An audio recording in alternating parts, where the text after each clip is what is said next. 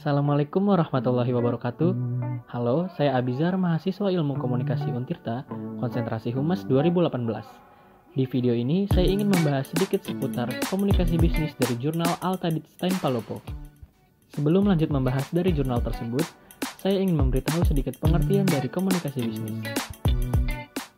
Komunikasi bisnis merupakan salah satu hal yang penting dalam menjalankan suatu bisnis atau perusahaan.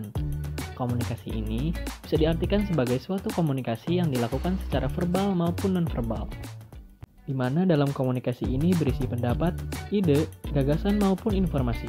Komunikasi ini dapat dilakukan secara personal maupun impersonal.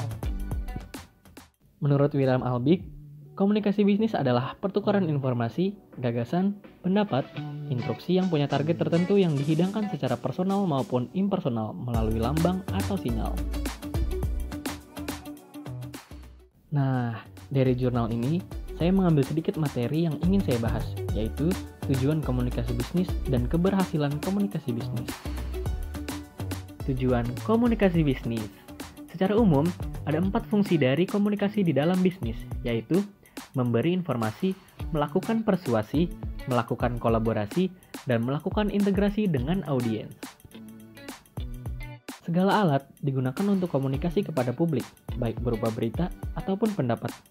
Apakah dikomunikasikan melalui surat kabar, majalah-majalah, ataukah buku-buku, melalui siaran radio, melalui televisi atau melalui film. Memasuki milenium baru, dunia usaha banyak menghadapi masalah kompleks, bukan saja karena cakupan bisnisnya yang semakin beragam, melainkan juga karena skala bisnis sudah menjadi problem yang sangat luas. Sejumlah ahli mengatakan bisnis sudah menjadi masalah global. Mengapa sampai demikian? Yang pertama, karena semakin pesatnya kemajuan di bidang sains dan teknologi, sehingga merangsang terciptanya sistem dan proses produksi yang efisien. Produksi barang dan jasa sudah melampaui batas kebutuhan pasar dalam negeri, sehingga perlu diekspor. Yang kedua, karena teknologi telah mempercepat pembangunan sarana dan prasarana transportasi, sehingga mobilitas sosial menjadi semakin cepat dan tinggi. Yang ketiga, bersamaan dengan itu, kemajuan di bidang transformasi informasi juga berlangsung sangat pesat, sehingga informasi tentang keadaan tertentu dapat disampaikan tanpa tergantung pada jarak geografis. Bukan itu saja, kemajuan di bidang komunikasi telah mempengaruhi pola-pola bisnis antar manusia. Fenomena inilah yang menyadarkan banyak orang betapa pentingnya memahami gejala komunikasi dalam rangka memahami gejala bisnis. Jika kita melihat bisnis dan komunikasi sebagai sama-sama suatu proses sosial, kita akan sampai pada kesimpulan bahwa komunikasi adalah bisnis dan sebaliknya, bisnis adalah komunikasi. Artinya, pada tingkatan gejala, antara komunikasi dan bisnis merupakan gejala yang terintegrasi dan tidak bisa dipisah-pisahkan. Keberhasilan komunikasi bisnis. Keberhasilan komunikasi bisnis juga sangat ditentukan oleh adanya efektivitas dalam komunikasi bisnis. Efektivitas komunikasi bisnis, seperti halnya jenis komunikasi lainnya, ditentukan dari beberapa hal. Yang pertama, persepsi komunikator harus dapat memprediksi apakah pesan yang disampaikan dapat diterima komunikan. Yang kedua, keberhasilan teknologi informasi dan komunikasi. Salah satu faktor keberhasilan komunikasi bisnis dalam penggunaan teknologi informasi dan komunikasi yaitu adanya proses integrasi informasi menyangkut ketersediaan komunikasi data yang tepat. Guna ini mencakup beberapa faktor antara lain. Pertama, cakupan range, produk jasa komunikasi data yang dimiliki. Dengan adanya hierarki, jenis, dan besar kecilnya manufaktur mempunyai perbedaan karakteristik sistem informasi yang dibutuhkan sehingga diperlukan jenis layanan komunikasi yang berbeda pula.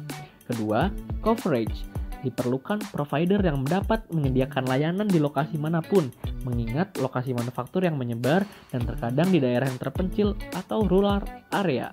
Ketiga, unjuk kerja atau performansi. Performansi yang tinggi merupakan syarat utama agar komunikasi selalu dapat dilakukan. Keempat, biaya. Faktor biaya menjadi salah satu faktor yang perlu dipertimbangkan agar efisiensi tetap dapat ditingkatkan. Yang ketiga, ketepatan komunikan atau audiens memiliki kerangka pikir. Agar komunikasi yang dilakukan tepat sasaran, komunikator perlu mengekspresikan hal yang ingin disampaikan sesuai dengan kerangka pikir komunikan. Yang keempat, kredibilitas dalam berkomunikasi. Komunikator perlu memiliki suatu keyakinan bahwa komunikan dapat dipercaya. Sebaliknya, dia juga harus bisa mendapatkan kepercayaan dari komunikan. Yang kelima, pengendalian dalam komunikasi. Komunikan memberikan reaksi atau umpan balik ataupun feedback terhadap pesan yang disampaikan. Reaksi ini harus bisa diantisipasi sekaligus dikendalikan oleh komunikator sehingga tidak melenceng dari target komunikasi yang diharapkan. Yang keenam, kecocokan komunikator yang baik selalu dapat menjaga hubungan persahabatan yang menyenangkan dengan komunikan. Mungkin itu saja yang bisa saya bahas dari jurnal ini. Terima kasih yang sudah menonton video ini.